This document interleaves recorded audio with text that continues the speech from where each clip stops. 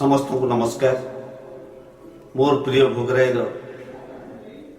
भाई और भौणी माने माँ बापा माने मोर शुभेच्छु वृंद समस्त को सत्यशिव दास आज निर्वाचन प्रचार शेष दिन आउ थे प्रणाम करुच्ची। निर्वाचन समय बा निर्वाचन अवधि अति कम समय थिबारु मु समस्त घरे सबु गाँव में पहुँचवा संभव हो पारि नहीं से क्षमा चाहूँगी एवं दीर्घ 10 वर्ष धरी भोगराई एभली कौन गोटे गाँ ना जो गाँव में आपात सत्यशिव दास पहुँची ना। ये निर्वाचन समय अल्प समय भितर भोगराई सबु गाँव को पहुँचवा मो पक्षे संभव ही ना।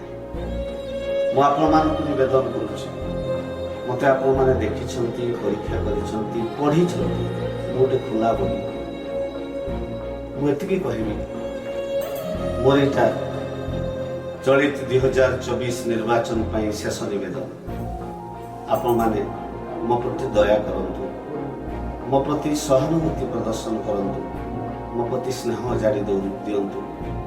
अनेक क्षेत्र में देखुची अनेक बंधु अनेक शुभेच्छु मत आर्थिक सहायता प्रदान कर सत्यशिव दास से निकट कृतज्ञ। मो निकटरे बीजेडी बा बीजेपी तुलना आदि अर्थ नहीं से हिसाब से आपण निकटरे केवल मु अनुनय विनय करने छड़ा आपण निकटरे मु शरण पशिवा छड़ा मो निकटरे किसी उपाय नहीं।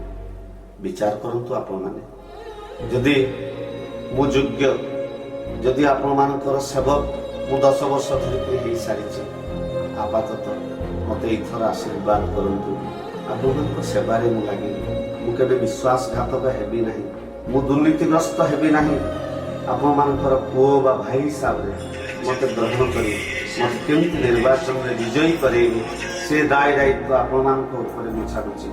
आपण पाद तले मु शरण पशुची।